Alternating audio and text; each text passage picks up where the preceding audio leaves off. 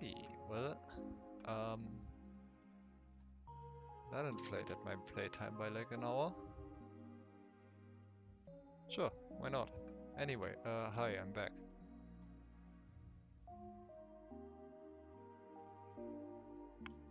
Where was I? One of the biggest observations... Ah, right, I was looking for the pun. I did have to brainstorm around what they would even do, but once I came up with the way they would know, that was the moment I was locked into... Ah, I guess locked was the pun. Alright, moving on. It's hard to overstate just how much that concept changed things. The fundamental mechanic was so cool that I effectively considered it this game's secret. What set it apart from Keypick? I even loved it enough to make a negative master key the icon for both the game and its eventual testing server.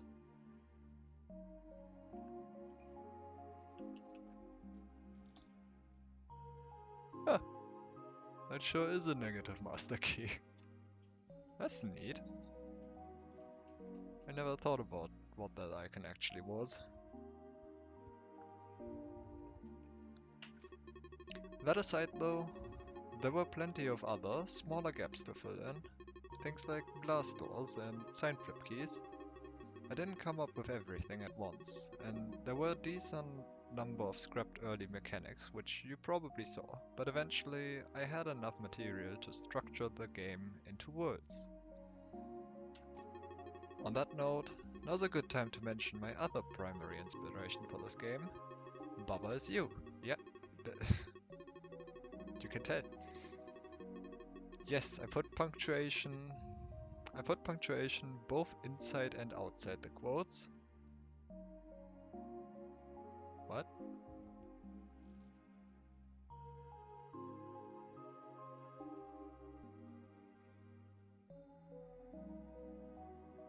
Deal with it. What?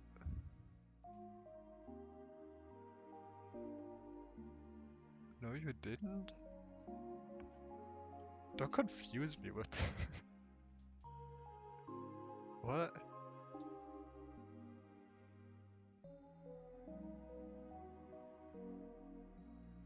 What?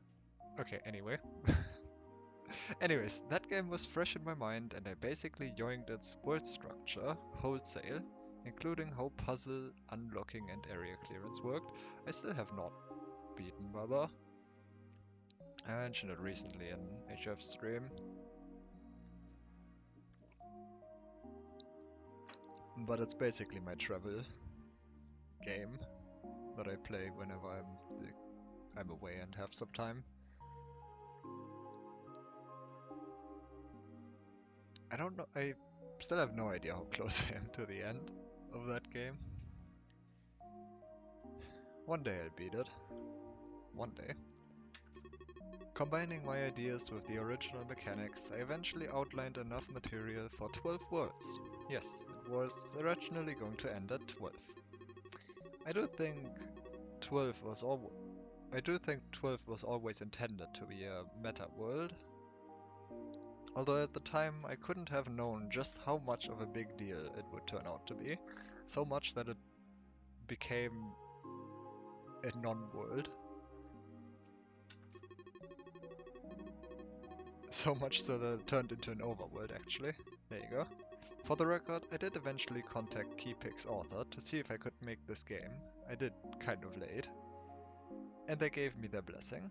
So with all this laid out, we can start talking about the game for realsies. Oh, this is going to be fun. I'm gonna enjoy reading this. Design. I figure I'll talk about what actually designing the puzzles was like, which is to say, it was a nightmarishly grueling process. I can imagine. The first issue was coming up with ideas for actual puzzles with something as basic as keys and doors. One principle which I had internalized prior to this game was that every puzzle should have its deal, its essence, its trick, something that gave it life beyond just being a puzzle.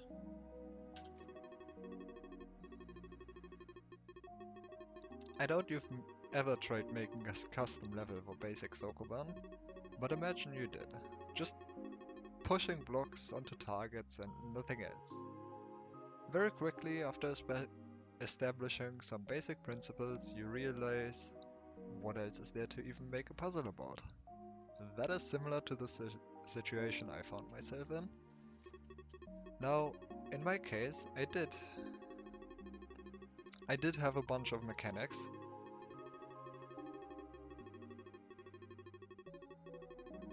And mechanic introductions, and interaction puzzles do count as new puzzles, at least in my book.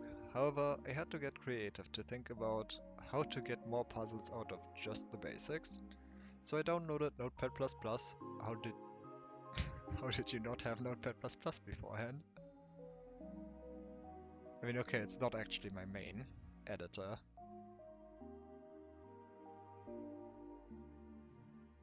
But I use it for pretty much everything that's like too much for Notepad, which is most things, but too little for an IDE like Visual Studio Code or something. It's nice. How am I doing? Fine, I guess. Hello there.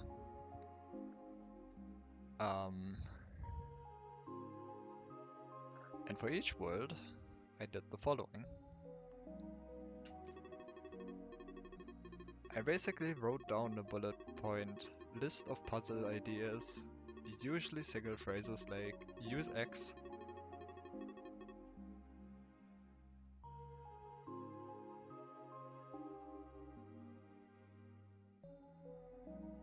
I honestly still can't tell if you're a bot or not, so I'm going to assume yes until proven otherwise.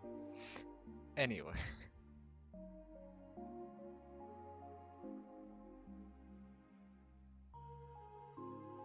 Yeah, I'm just gonna assume that until proven otherwise. I basically wrote down a bullet point list of puzzle ideas. Usually single phrases like use X mechanics in this way, or has a trick where you think X but actually Y. It was a good way to gouge, I don't know how to pronounce that.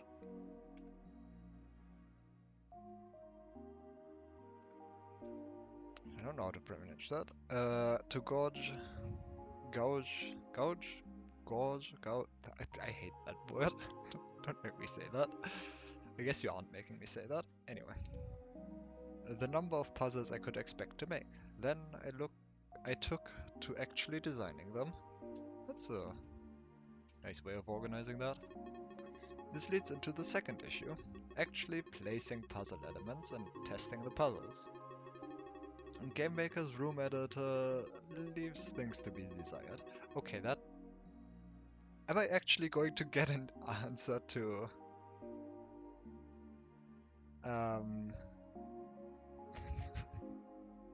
Okay, definitely a bot.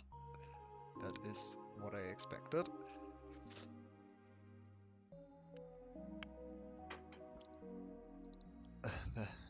But I'm glad that's alright. Anyway. What I was saying, I wondered what...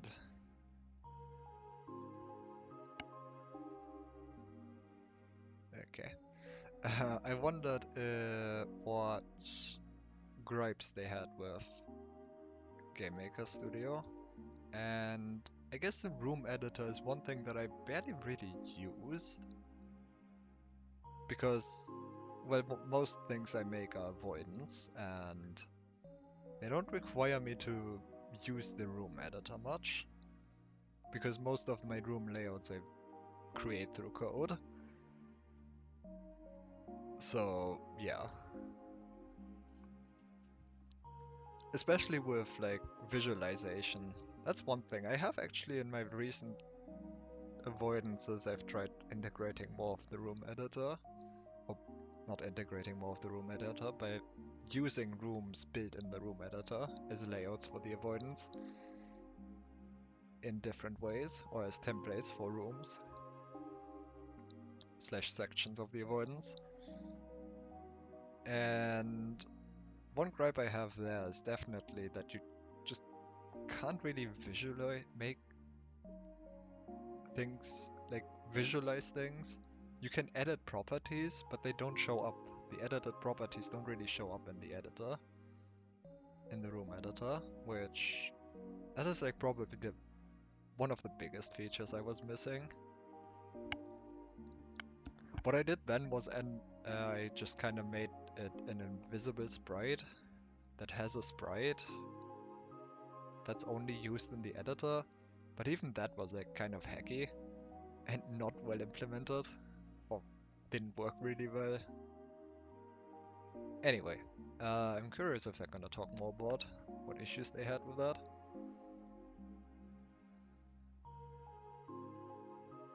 Hey, 77.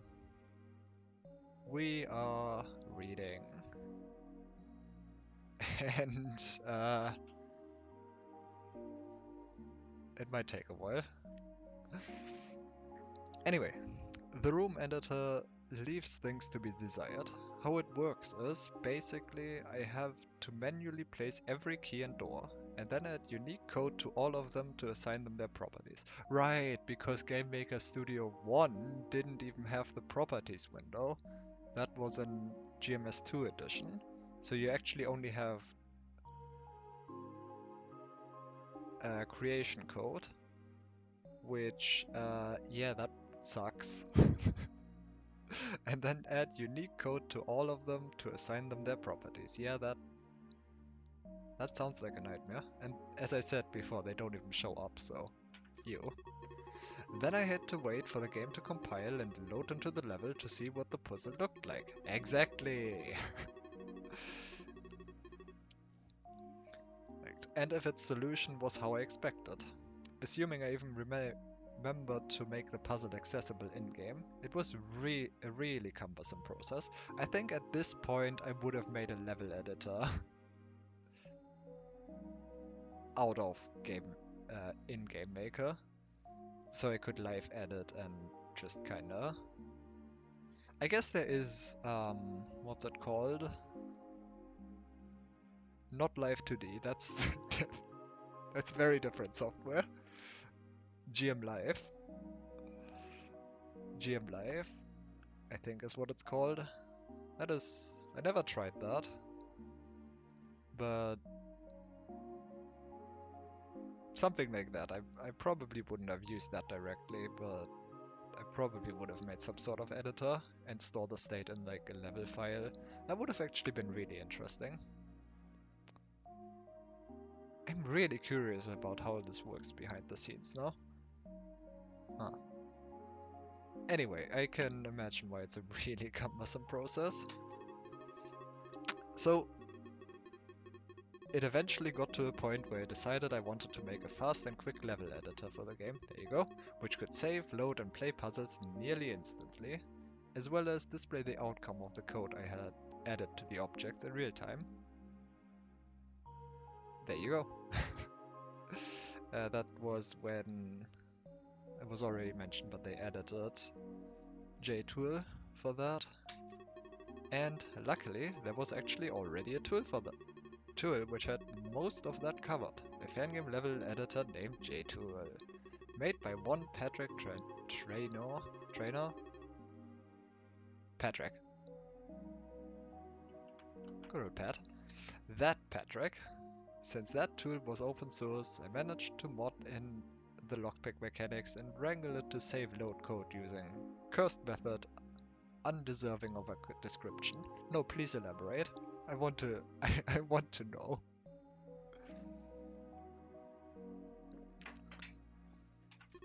With that, I was now able to assign a tangible form to my puzzle ideas far more expeditiously. I wonder if that's public anywhere.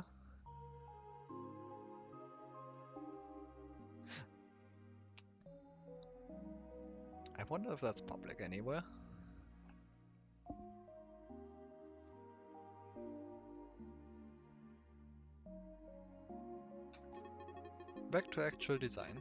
Sometimes there ended up being ideas in my bullet point lists which I couldn't find out how to turn into decent actual puzzles, no matter how hard I tried. Sometimes I just had to give up on some ideas, but other times I managed to combine several tricks or revelations at once into a single puzzle. A good example of bullet point puzzle that gave me trouble was the World 3 puzzle about using a master key on a blast door. I genuinely didn't know how to make that work in a non-obvious puzzling way for the longest time. In fact, in the part 1 demo, I still hadn't managed it yet. I don't know if I remember that puzzle. But little by little, I did manage to chip. Oh, was that the puzzle where you, like... No. No, I don't remember. I might have to see. But little by little, I did manage to chip away at all the puzzles I had in mind. I think the hardest worlds to design puzzles for were the early worlds, on behalf of being so simple, and World 10, where I went back and forth many times on how the mechanics of glitch keys doors should work. Lots of scrap bullet points there. With every new mechanic I added though, I felt a lot more freedom in what I could try to design. Perhaps the best example of this, funnily enough, the math puzzle in World 7 and 8. I think it's around that point where I was really able to spread my wings and make silly puzzle ideas. Was that the algebra puzzle? Like the ones where you have a bunch of keys and then a filter that was basically asking you to do like equations, to solve like 3 equations.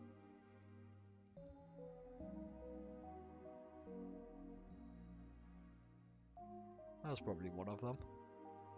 I remember that puzzle. F is fun. And man, was I bad at it. I think the only real shuffle that happened was the replacement of ordinal keys with complex keys in World 11, the removal of the rainbow mechanic in World 10, and introduction of star keys in World 7. That's a lot. All of which happened at around the same time. Huh. I'm not sure if I go into the genuine puzzle design process in detail, but to sum it up, all my attempts to make vaguely complex puzzles failed, but most of my attempts to make puzzles about a specific well-defined thing or deduction usually succeeded. That applies to the big puzzle and meta puzzles too. Eventually though, it was time for World 12, where I would introduce salvages to cap off the game. That was generally how I planned for it to be at the time. Oh, World 12 was supposed to be a set. So the salvage mechanic was still meant to be like a normal thing. A normal mechanic.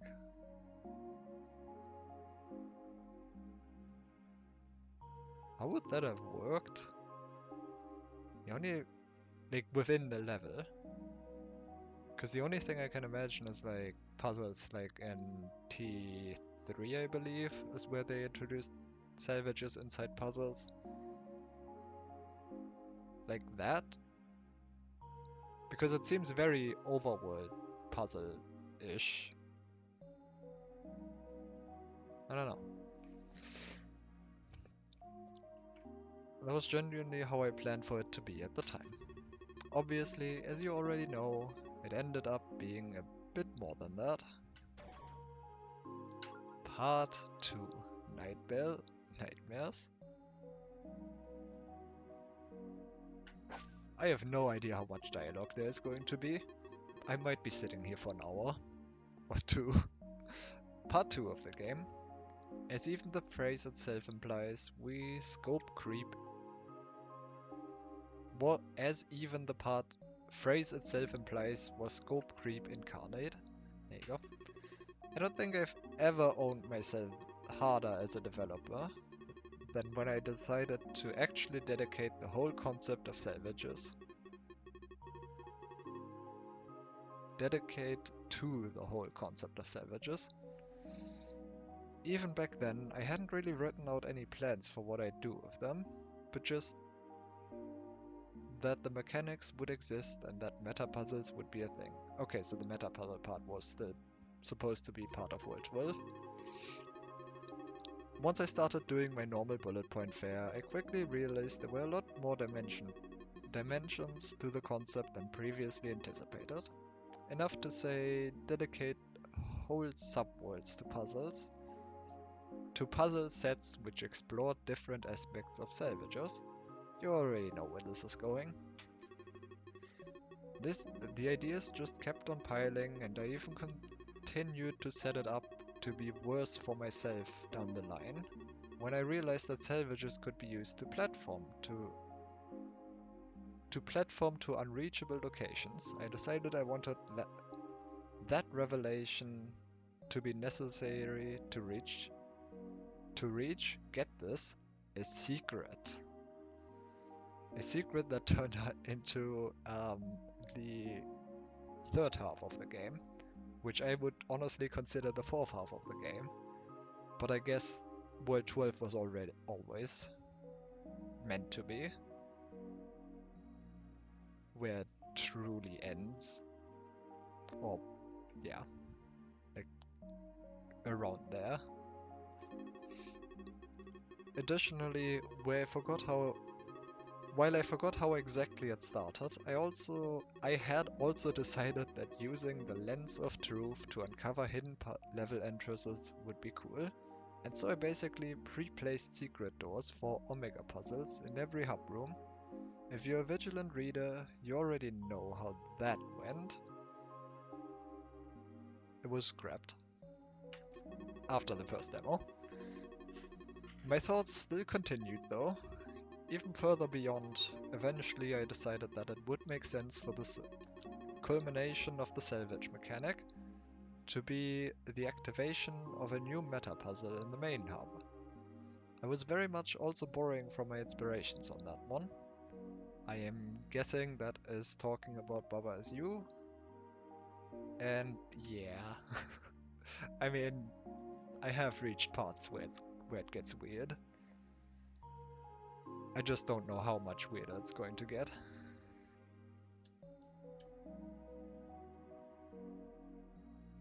I should play that game more. But I don't want to lose my travel game, so I guess the solution is to travel more. Anyway, but when thinking about that puzzle idea, I naturally felt inclined to try and hide it, to make it a grand reveal. And through some freak accident of neural connections, I came up with the idea of hiding that hub meta puzzle by putting the log for it on an unassuming guide character, a character you now know to be Kina. Wait, what? I naturally felt inclined to try to hide it, so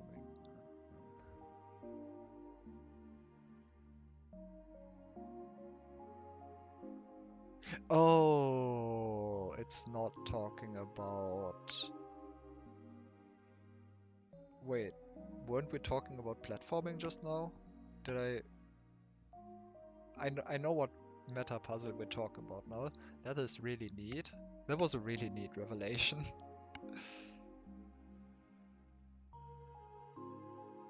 That was a really neat revelation. But yeah, I thought it was talking about platforming. So the first the first Omega key you get. But I guess that's not what we're talking about. We're talking about the Kina puzzle. Which, really cute. I like that. A character you now know to be Kina. So I guess that's how Kina came to be. Now, when I say this, I mean with no exaggeration whatsoever. Adding Kina to the game is both the best and worst choice I have ever made as a solo game developer. I guess that's where all the story part evolved from, which, considering how it sounds like this was somewhat late into planning and development, yeah, I mean, I appreciate being there. I think it adds a lot.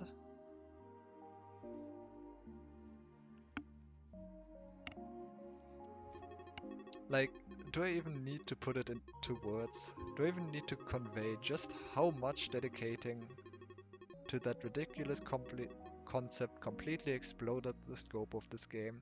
Because it did, and for some reason, the me of the time decided it was worth it. Well, I appreciate it. And in hindsight, it was. Yeah. But I think that was the precise point in development. I realized that, despite initially seeming so close to the end, if I was going through with everything I had on paper, the game was suddenly about to take several more years to finish. That's how it goes. I do have one game that very much feels the same to me, except I don't actually work on it much, so I want to work on that more again, but it very much feels like I have a lot of ideas and there's no cap on what I can put on it. I guess that's the benefit of making avoidance most of the time, is you have one song and then you have ideas and like you know how big it's going to be. You might make attacks more complicated and that might increase the scope of everything, but you know it's going to be very limited by the length of the song. Unless you start making like whole multiple avoidance in one game, but yeah. My other project is more like a platformer, which very much does not have that. And I guess if I tie that back to the puzzle I made, Green Cavern, then yeah. I honestly don't know. I guess I just ran out of ideas for that one, because the big problem definitely was, well, what I mean, I ran out of ideas. Like, I had a very specific thing in mind, which was making puzzles about Yoshi, involving Yoshi, and and glitches that were new at the time, or not necessarily well understood at the time. And that limited things a lot. And that thing still, it was 4 rooms of extremely complicated puzzles, all combined in a single level. And then it ended up with 3 different exits and 1 secret. And like several layers of ASM for challenges. Actually, yeah, no, that's absolutely... I can relate, honestly. Just, I never thought about it that way. But yeah, that was definitely also a thing that happened. And like technically I still want to make a 1.1 because, well, I just kinda... The last room is broken. And there's a bug in one of the secrets. So I really should be making a 1.1. But then there's also the third section, which Dartsin hasn't completely tested yet. So if I do that, I'd also want to wait on that. And I don't think he's willing to wait to reveal what his ideas are unless he releases his hack. Which, I mean, I don't know what that progress is. Oh god, if Dartsin releases his puzzle hack, I'm gonna be in puzzle hell for like so much time again. I'm scared. Shoutouts to Dartsin, please finish your hack. And make it playable, because I'd like to play it. Anyway, back to this game. So I made the executive decision at the moment to split I Wanna Lockpick into 2 parts. The first part, the demo, was the foundation, so to speak, everything which wasn't salvages and everything I had already made. Part 2, on the other hand, was me somehow building practically a second whole game on top of that. I do think that was the right move to make. Part 1 really was practically a full game on its own, and I think that sentiment was reflected by its reception on release. People enjoyed it, despite how unfinished it was. Well, for the most part anyway. I do wish I could have gone back and changed some things about that demo version. I don't think I can even count anymore how many times someone asked me why pressing escape quit the game. Right, I think this game got somewhat popular with non-fan game players. So, yeah. Or why they couldn't rebind controls. Oh, really? There wasn't a rebind control option? I guess the engine they used didn't have that by default. And the original sprite for Lily in the pause menu was my second attempt at drawing a character ever.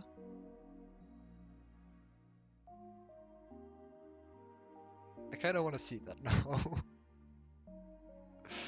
Kinda wanna see that now.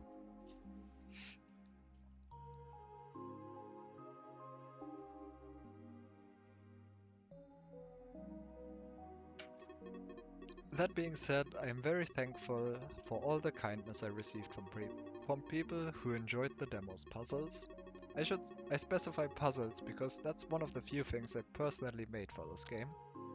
There are many other people this game should be attributed to, and I'll dedicate that to another section. Oh. Back to part 2 though. So despite everything I've described so far, I was still continuing to add more ideas to the pile. The Kina puzzle, the Omega keys, and for some godforsaken reason I had already decided I wanted the Kina puzzle to lead to another main hub full of worlds, plus everything involving the secret lab. Before I even made the first room of the Great Beyond, I already decided that the chapters would be a complex tangle involving the meta puzzles and the secret lab stuff and the Kina puzzle. All planned out in intricate detail. I think that was, bar none, the single greatest design challenge in the game. I can imagine, but good on you for actually designing all of this out beforehand.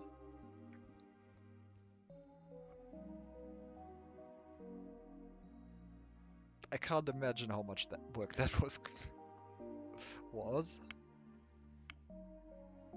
Like, at least with everything I have designed, the scope was always limited to specific sections, like very sectioned off.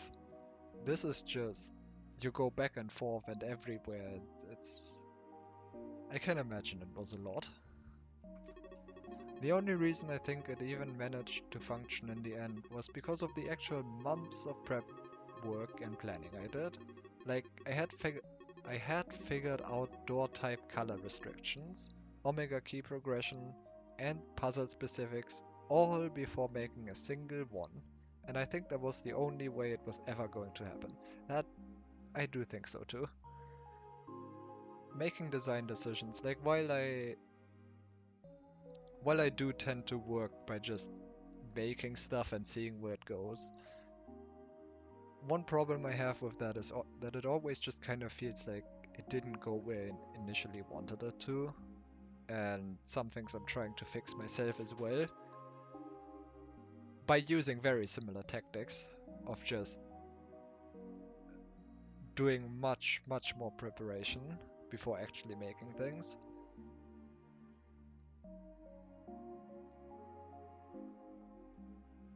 So yeah, I can see that being very important. I think I've tooted my own horn about the scope of part 2 long enough. For long enough though. You can be the judge of how all that stuff actually performed in the end. Alright, well actually I'm still curious about the progression of the Omega keys. Because if I am to believe if I am to believe the obelisk that just mysteriously disappeared for some reason that I still don't understand. But if I am to believe that obelisk, then I broke the sequence, which, I mean, it felt like I did. I assume like you were supposed to go from left to right, top to bottom with the key colors, and I got red like way earlier. But also I didn't understand, I couldn't solve the puzzle without, so like, yeah.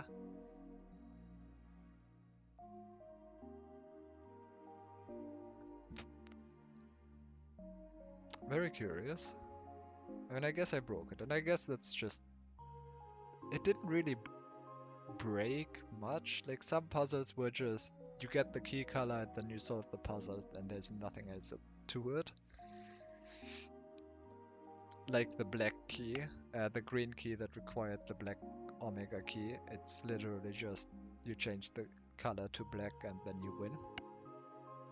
Like that's the entire puzzle. But yeah, and I guess it must have been really hard to try and design to make actually sure it's impossible. And I guess in the end it wasn't. I really wonder how much, like in the end it didn't really matter as much because you still had to get all of them eventually, and some puzzles just got a lot easier because of that, probably. But the puzzle I was stuck on actually didn't get all that much easier. It honestly just felt like it became possible at all. I'm still curious how that was supposed to go. Maybe a bit unfortunate. I really wonder how you were supposed to get the red key if not the way I did it, though. Like, what key color was I supposed to need to get the red key, the red key that I didn't have? I don't know. Anyway, I guess I think in the end it performed really well, despite me having probably sequence broken most of the Great Beyond's Omega puzzles. It was still really neat. I'm very curious also how HF is going to do, because knowing him, he's not going to talk to Kina, which means he's not going to get the hints, which means he's not going to have an idea where to go once he reaches that final puzzle. So I'm really curious how that's going to go.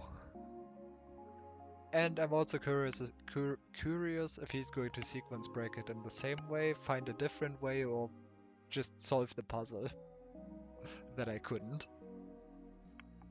Who knows? I'd be very curious to see where that goes in like 3 or 4 streams. I actually know he's going. No, actually he might reach that. No, he's going to reach that next time. Never mind. He's already that far. So yeah, I'm gonna be curious how that goes in next stream, next Wednesday. Shoutouts to HF. How many people have I shouted out this stream?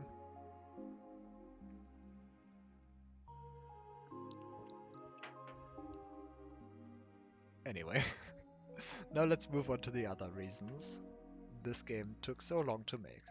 The story. Oh boy. Oh, the story. It's funny. The demo already kind of had an ambiguous sort of meta setting and tone without Kina present. When I decided to add Kina to the game, though, a bunch of other questions came with her. The big one being how I would justify her existence beyond just facilitating that silly meta puzzle. I guess I should admit that I kind of have a perfectionist streak when it comes to creative works. Perhaps that was why I decided that the best idea to make Kina fit in was to give the game a proper story, featuring her, and Lily as the main character. Though obviously even more gaps had to be filled in from there. Things like what the world in the game even was, why and how Kina made all these puzzles, And what sort of circumstances would have led Lily to such a seemingly strange engagement? Now I promise I didn't do this on purpose, but since Kina was already the creator of the world in-universe, the gears in my head were pre-placed to start pondering what type of story could be told with that setup. If you're the type to read into things with a layer deeper than what's necessary, you probably realized this ages ago. But I decided to make the story of I Wanna Lockpick a metatextual parallel to the creation of the game itself. I did notice that.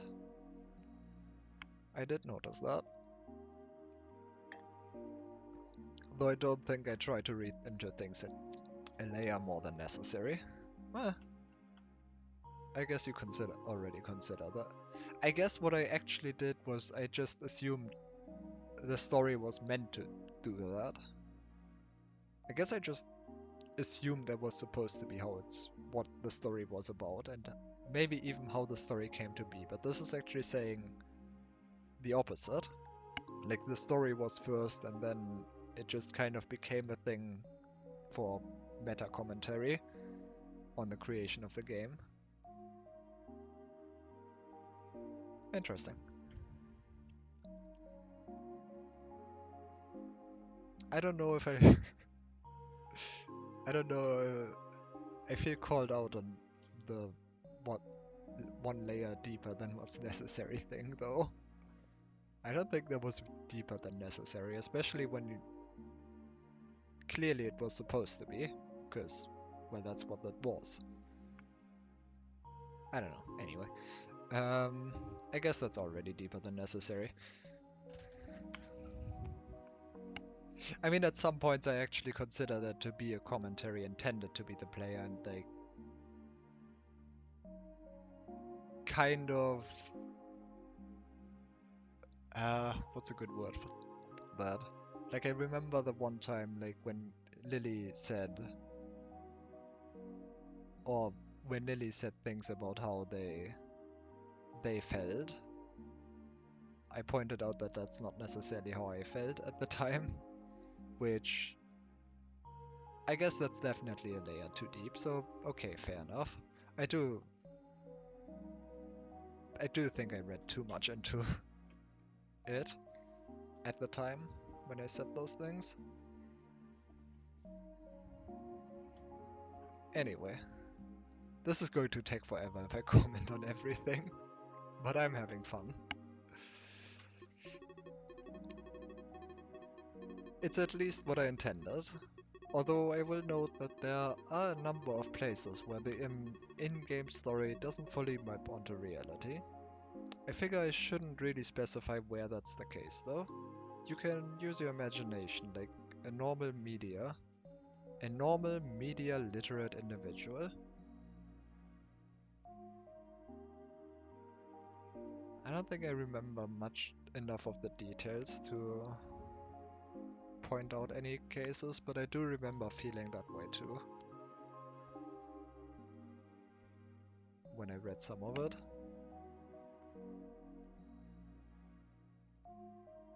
I really wish I could remember like a specific case, but I really can't. Oh well.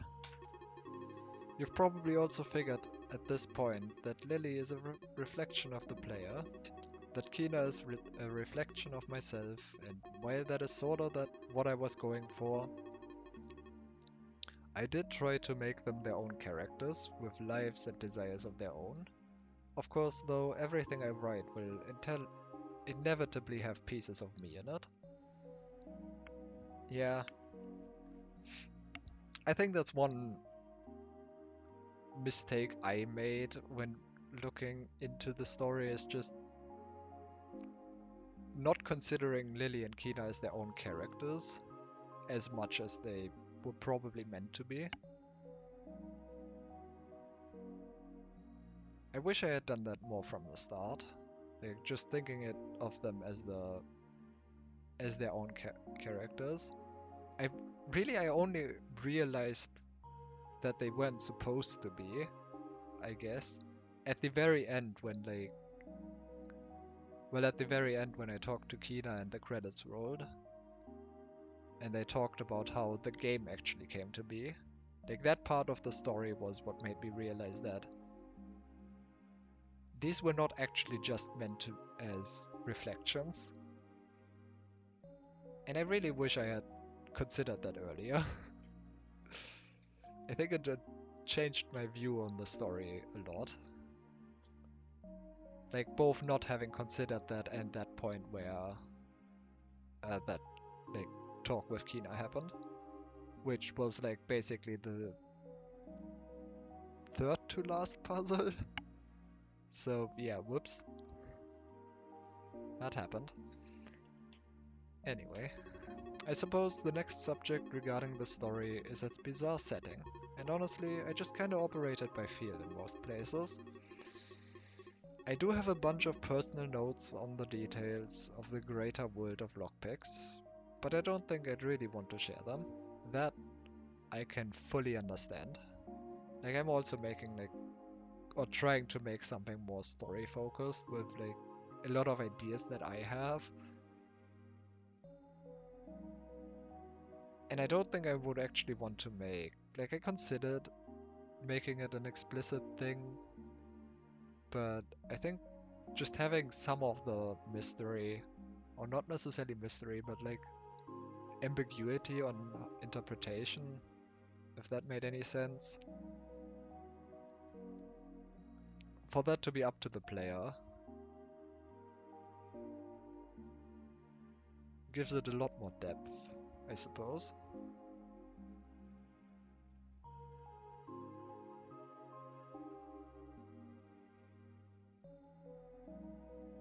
So yeah, I think I think I'll be handling that for myself in a very similar way. I really like how um, I see a lot of my own, like even very recent developments. Like I started the game I was talking about like just a few days ago.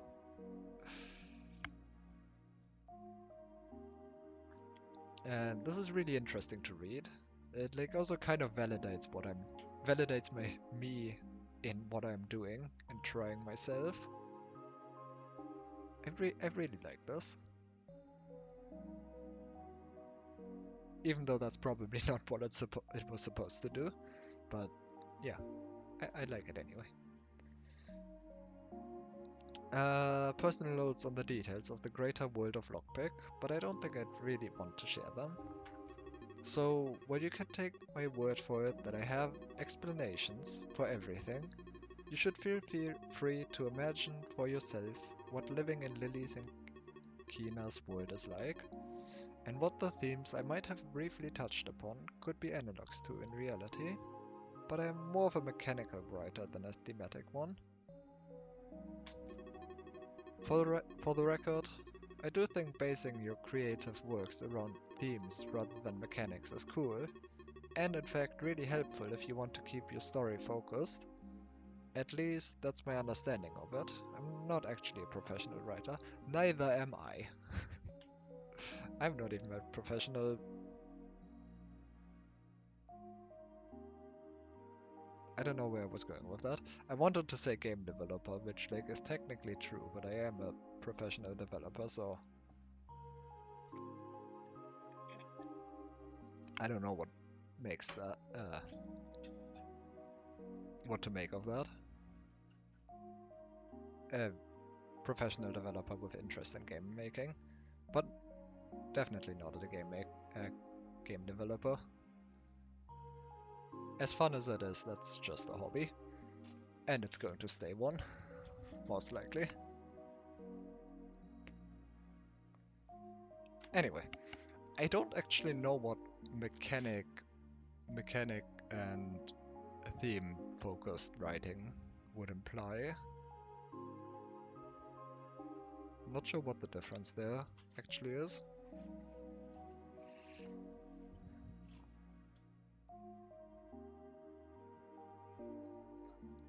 Pardon me. At least that's my understanding of it. I'm not actually a professional writer.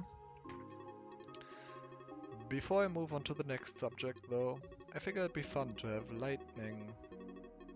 a lightning round to iron out some story meta details to reinforce or reshape your understanding of everything. The game you are playing is basically my presentation of a similar game. I won a lockpick.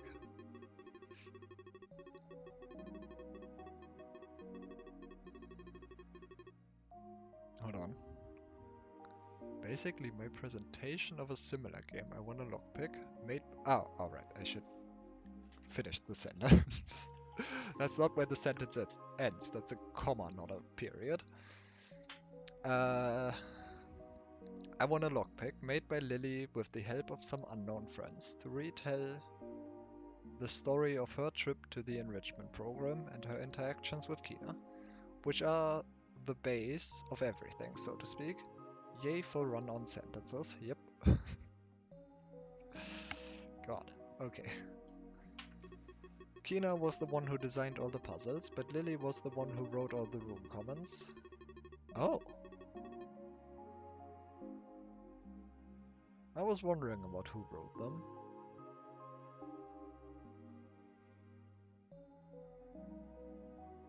And explained all the mechanics and wrote witty flavor text for your reading pleasures. That was supposed to be Lily? I don't think I placed that together. I just kinda assumed there was some separate entity to all of them. Huh.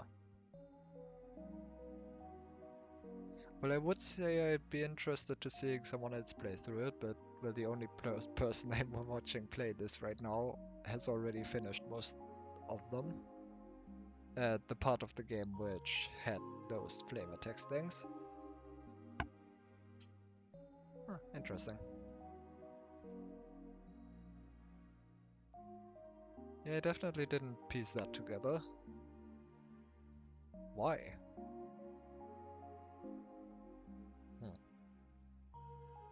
Huh? All the brief points where I'm present aren't there in Lily's version of the game, but you can assume there were a few other fundamental differences lost in translation, so to speak. Wait, so there were parts where I guess Lucas was present, and that was the separate entity I was talking about?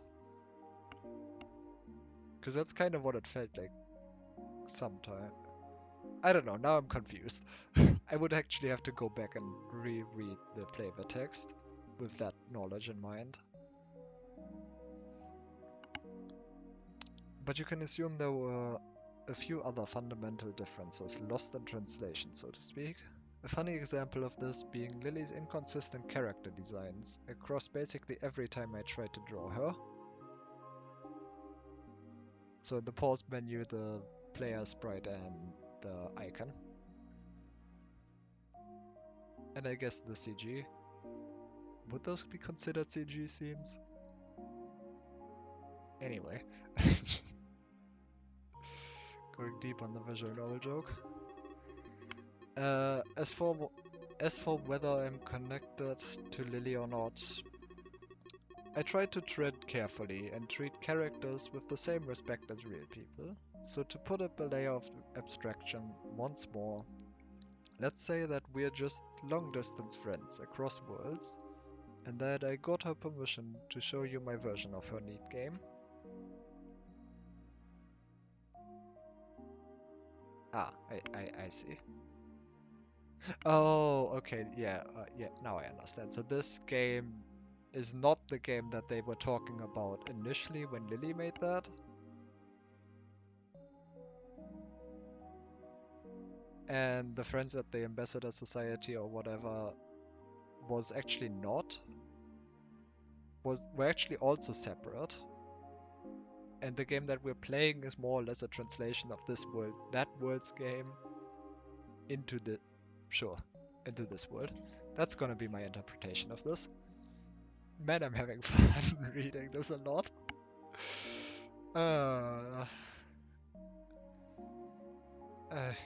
I like this a lot. This is a good game. This is just a man. I have not said this. I have not said this enough in the past few times I played this, and between streams and other streams as well. This is a good game. Like, I really, really like this game. Especially all the flavor text. Like, the puzzles were good, but I really appreciate all the flavor text as well.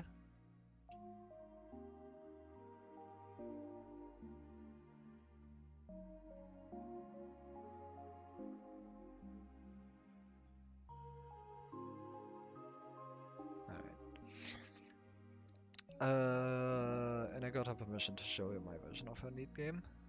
Okay, so Lily made a game, and then this was the part with translation, and okay, I see. That's neat. I like that. That being said, you probably won't be seeing her or her world again in the future. That's just my decision, informed by my current set of priorities. Sorry if that bums you out a bit. Well, I wasn't really expecting like a sequel or another game in this world. But I mean, I wouldn't say no either. I definitely wouldn't. I think that's all I have to say about the story. And for that matter, the game itself, for the most part. However, there's one last thing related to I Wanna Lockpick I figure I should talk about. The mysterious last one. Everyone else.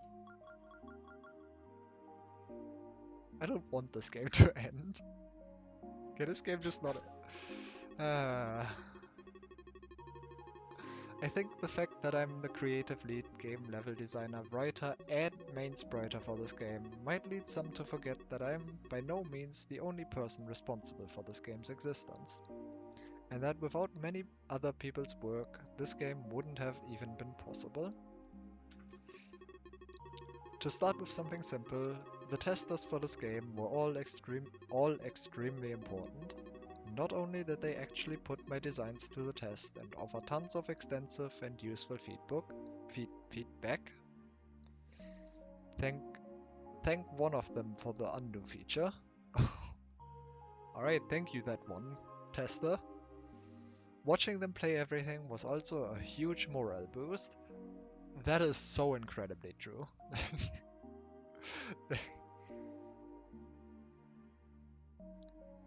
Like at some point I think I just make games for testers. Well, specifically a friend of mine who tested some of them. Like if not for them, I probably wouldn't have made nearly. I probably would have still made games, but I wouldn't have been nearly as motivated. So shoutouts to that friend as well. Now I've shouted out everyone I know. Well, not, okay, no, that's not true. But I've shouted out a lot of people now. Yeah, I really don't think I would still be as motivated to make new avoidances if not for them. Even though they haven't actually played many of them. Lately. There's one game that's been in testing for like over a year now. But that's okay. I still very much appreciate them for all the motivation they gave me just through doing what they've been doing for me. I really, really appreciate it. Anyway, watching them play everything was also a huge morale boost. Yes. I have various friends to thank as well.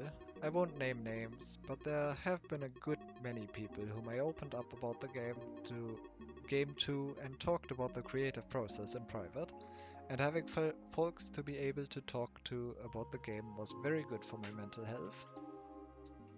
I can imagine. Furthermore, and rather obviously, I've got my family to thank as well. I'm glad to be blessed with a family that supports my hobbyist game development, even if I'm not making a wage off of it. Truthfully, this game probably wouldn't have ever finished if I had to dedicate time to an actual job. I do have to do that, unfortunately. I mean, I like my job. It's not like that, but yeah. Game development is also fun.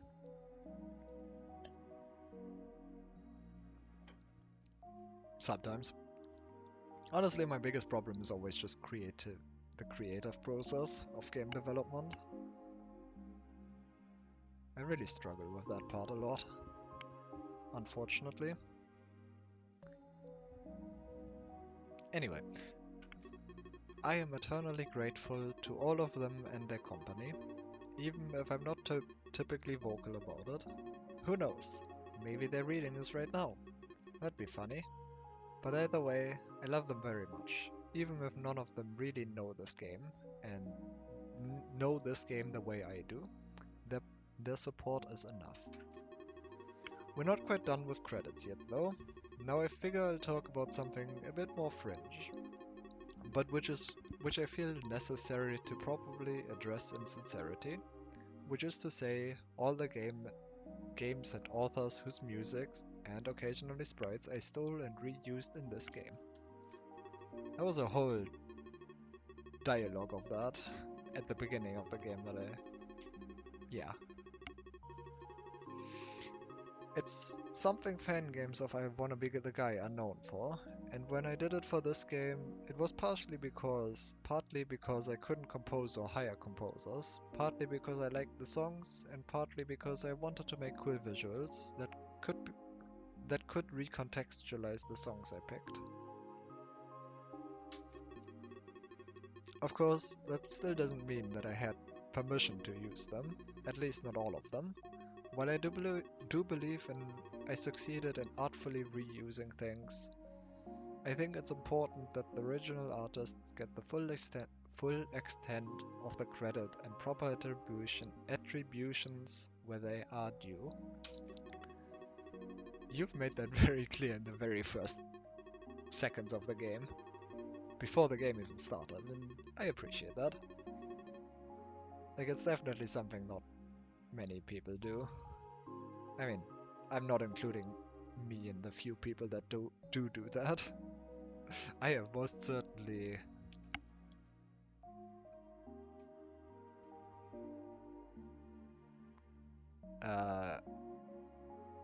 I'm most certainly not a model example of that. Absolutely not. To that end, I tried to provide attributions in the credits file for the games as best I could, and I also added a display for the music credits everywhere you go, so that you will always know exactly who is responsible for everything in this game.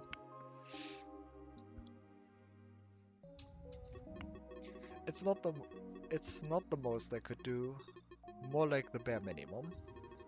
So again, I implore you to read the credits for the game and send any support you would have given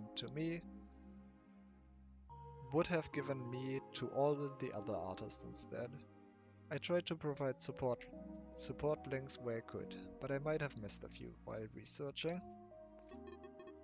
If nothing else, I hope their inclusion in this game made you aware of the existence of these artists, and that you'll be able to experience their work in the same way I did. Although I do hope I could manage more than just exposing you to these artists. Honestly, with the amount of care you put into shouting them out, you probably have, for some of them, for some players at least.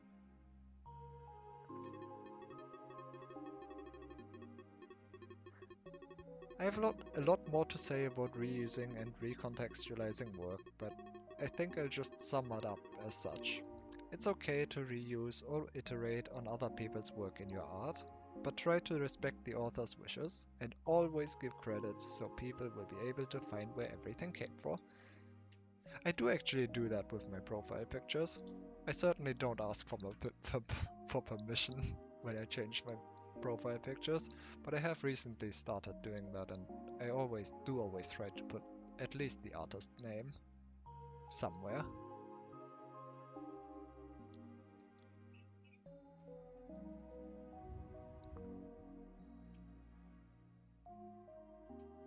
think I very much agree with what has been said here.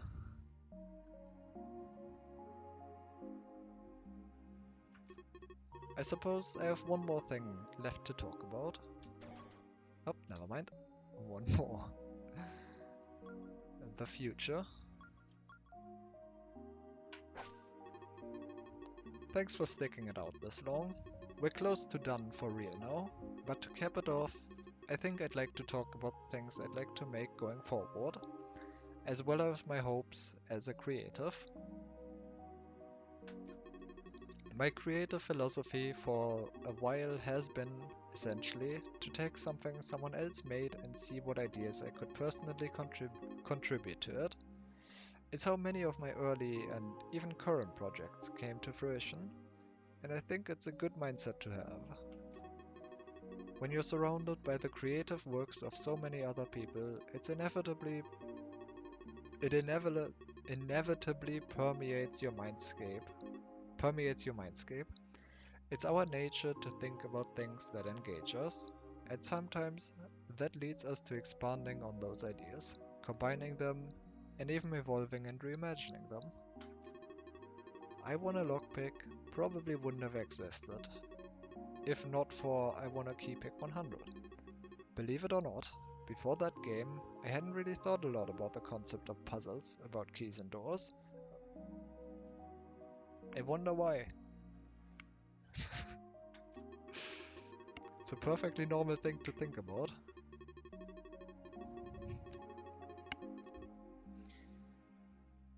I do wonder how Necron came up with that. It was Necron that... Oh god, please don't... I think it was Necron Neko that made Keypick 100. Okay, I can at least look up that much. Did I credit the correct person for that? Yeah, Necron Neko.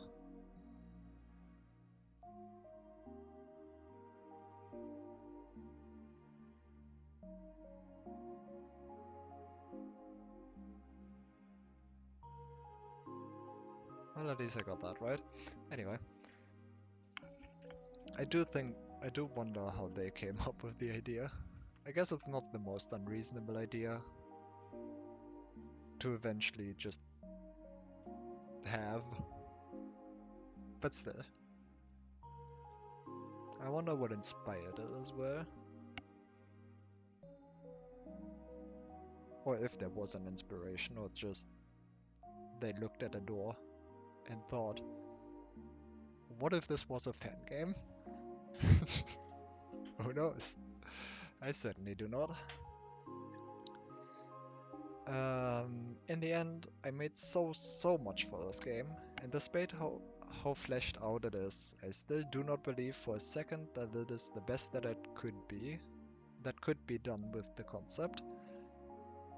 Yeah, I mean, as I was saying, at some point within my journey throughout this game, nothing is ever perfect. There's always room for improvement. And that's just how everything is. You saw the stuff in the museum. The gaps in the salvages. The places where things could have been that weren't there. The game jokes about the final hub being part 2.5, but in all honesty, there probably was enough material to constitute a part 3 of this game, if I truly wanted to make it. But I think I'm past that point now. I'm ready to move on to my other projects, and if someone would like to see this game do something they wanted to see, the task falls on them now to make that vision a reality. But I think that's more plausible than it sounds. If there are enough people who enjoyed this game, a community will inevitably form around it, and... Oh goddammit. Hey, Echo Mask.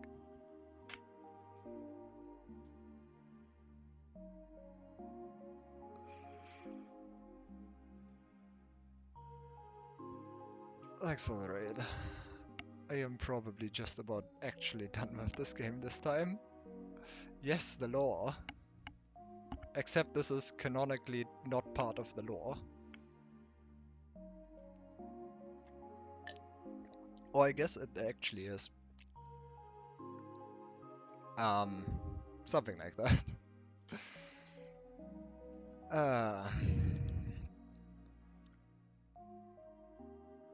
Anyway.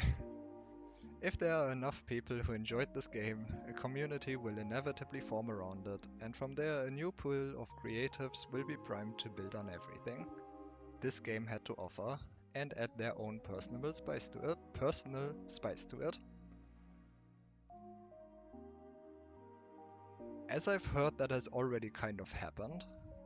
I don't know much about that, but from what I've heard, that kind of happened with some big puzzle streamer that played this. That's about all I know about that.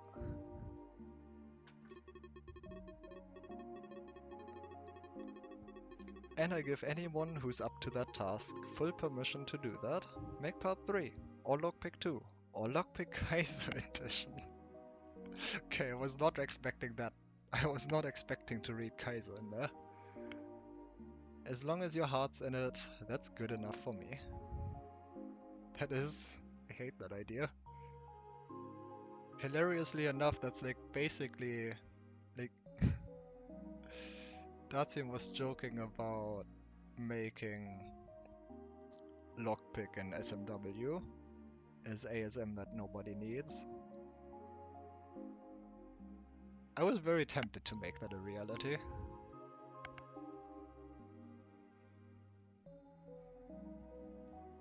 God, if I put all my ideas in a hack. If I ever make a hack, if I ever make the ASM nobody needs hack,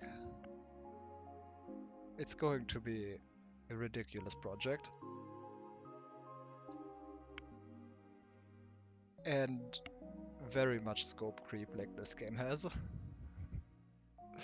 I can definitely see that happening. But for that I have to finish my other 500 projects that I'm working on, so yay. Who knows when that'll happen. Now though, I suppose I'll end by talking about what I intend to work on after this. After this is out in the public. I've got more projects than I can really keep track of, so I'll just bring up my current passion project, which goes by the title Same Day Story. It started as a simple Touhou-inspired game, which I started thinking about in my last year of high school, and similar to how Lockpick gets more complicated over time, it somehow blew up into a ridiculously involved game with a massive story. It's my main writing project. I'll share what it's actually about elsewhere, but if it ever reaches the light of day, you can probably expect one of the most complicated gameplay systems and meta-narratives that I currently know of in all my limited knowledge of contemporary media. Okay. Just in general, I've been developing my art and music skills recently, and over the past 2 years I think I've reached a decent baseline for both. Despite how much work it is, I really would like to master every discipline of game development in order to make my visions a reality. I definitely don't have that ambition when making games, but good for them.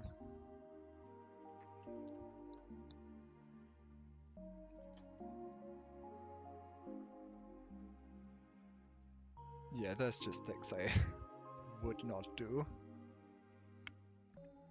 And art and music are definitely 2 of them. Who knows what I'll make next, but I hope that you'll be there to enjoy it, just as you enjoyed this. I'll certainly be curious after this game, what they make next. I don't know if I'm gonna be interested in it, but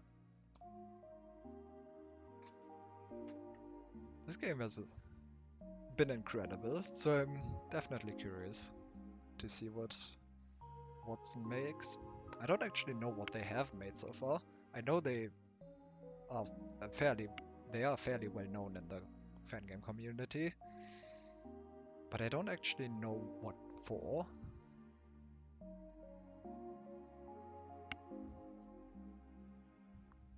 Anyway, just as you enjoyed this, and sure did I.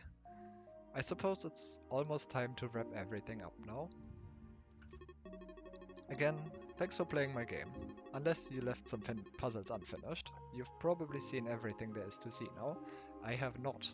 I am actually done with this now. After 1.5 hours of reading. God, what a game. I really enjoyed this last dialogue. I wasn't sure if it was going to be interesting to stream, if I would have anything to say about it. But no. I'm glad I did. This was a lot of fun. A lot of fun to read through. You've probably seen everything there is to see now. I'm not leaving this room anytime soon, but you'll be moving on from this game eventually, no matter what that actually entails. So do well out there, okay? It was nice to chat with you. Thanks for having me. And thanks for making this. And with that, I am actually done with this game for good this time. God, what a good game. Like, yeah, I'm glad I didn't do that last stream, by the way. I'm glad I quit there.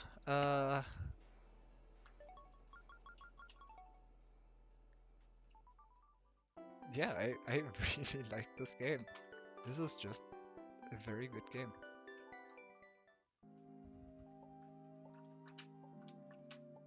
There's nothing more for me to do here. Actually, except for look at World 3. I'm not gonna find the puzzle they were talking about.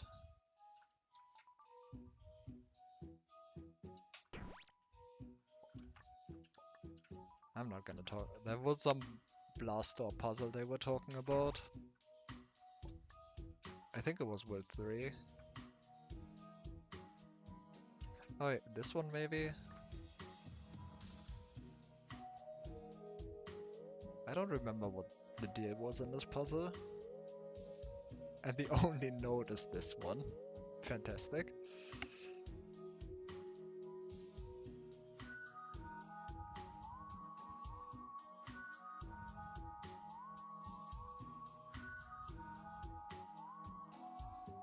Many doors, many different door effects, and many different door types. Seems you'll have your hands full with this one for a while.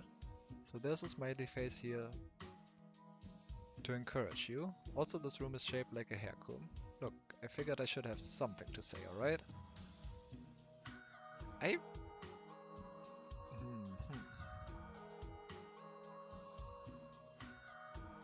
mean, it's weird to me. Okay, so why I'm reading this again, in the text they said that these flavor texts, or at least as I understood it, this flavor text should be written by Lily. But like they talk about you specifically, which makes me very much think that like this is not, they wouldn't be talking to themselves, so I don't know. I'm not sure what to make of that. Anyway, I'm not gonna find the puzzle they were talking about. So as a one last thing, I'm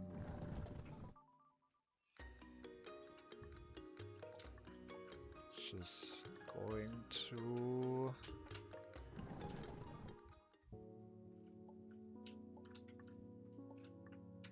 there's Lockpick graduation.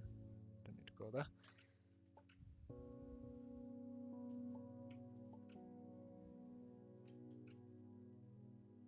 Wait, this is not where I actually wanted to go. I went all the wrong ways.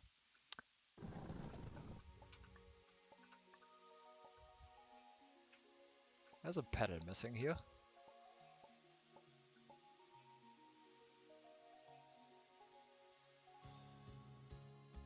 Why is there a pedal missing there?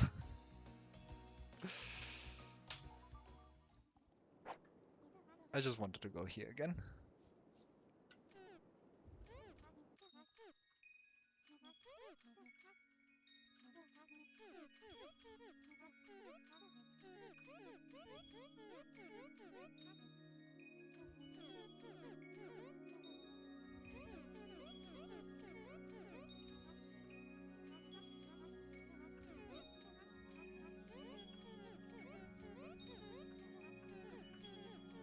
This is a lot of flavor text, or just... It's not flavor text, that's just story. Dialogue, I guess. Also, this is another new sprite for Lily.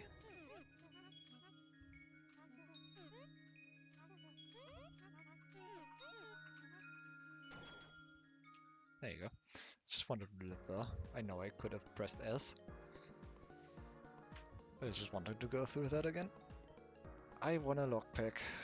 A game by Lucas A. Watson.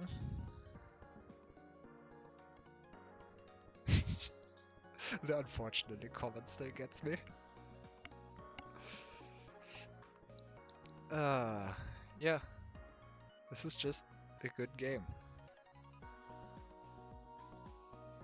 If you have any interest in puzzles and puzzles based around logical thinking and math, man, there was math in here, then yeah, do yourself the favor and play this.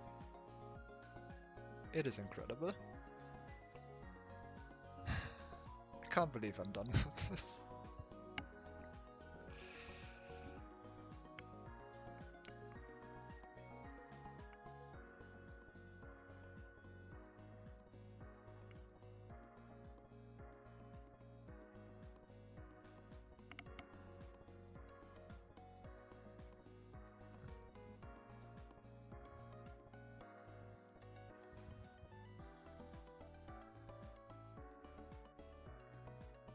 I'm not sure what to do now, honestly.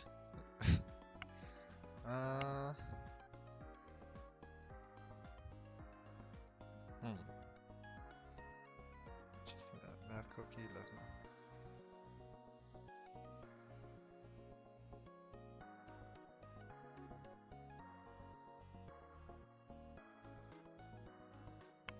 I guess I will have to play one of the other games.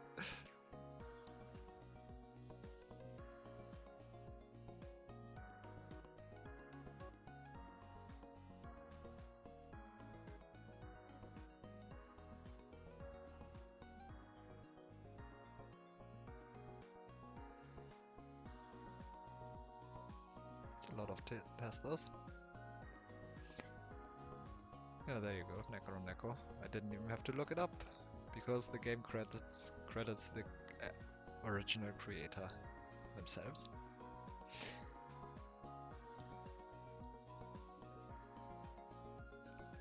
Oh wait, I didn't realize that the part for Game Maker Studio 1.4 said on special things. That is hilarious.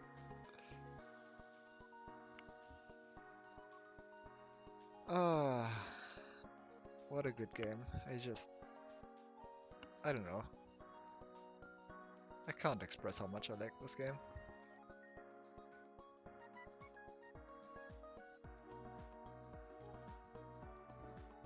I think puzzle-wise, 119 hours, dude.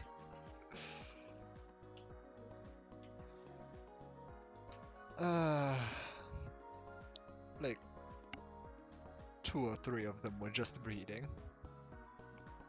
Well, just reading the end dialogue. That was absolutely more than 2 or 3 hours of just reading in this game. Yeah. Yeah. I mean, actually, does this have F9? No. I'll take a screenshot. I guess I can do a manual one. There you go.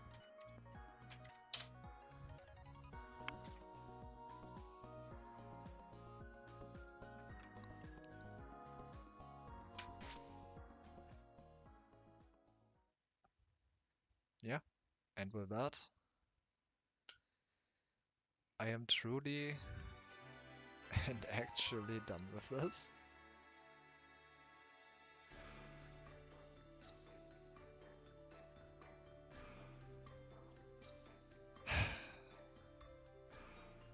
What a good game. What a good game.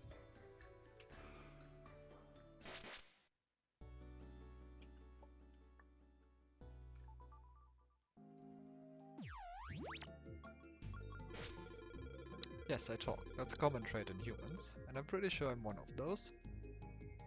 Are you?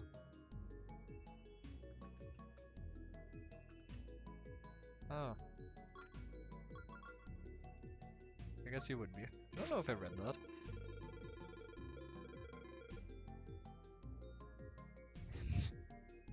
Good for you. Maybe don't just go into that though.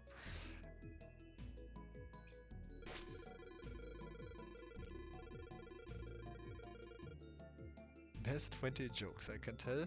Just dedicated one of them to telling you this. Does this count as a joke? You just said that.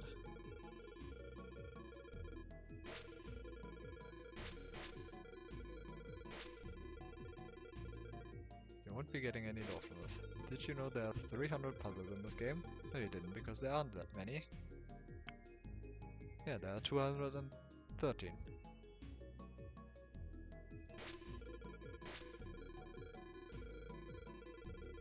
I'm not keeping track.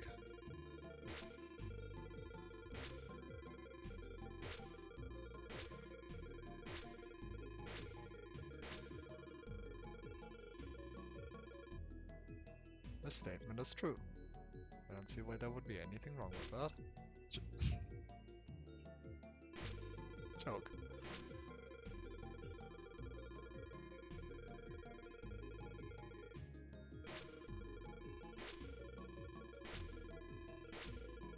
I've probably missed some of this.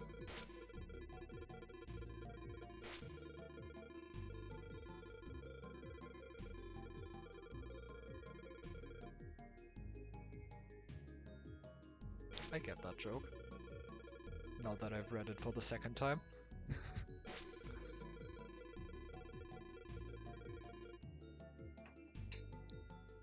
Did you know that writing flavor text is a good way to distract yourself from writing UI code? I should try that. Need more flavor text in my games. I don't know how they fit into an avoidance, but you know. Sure. With all the thought to make something really funny happen. That is so true. Alright, and with that being the last thing I do in the game, I will say it one more time. This game is incredible. Thank you for making it.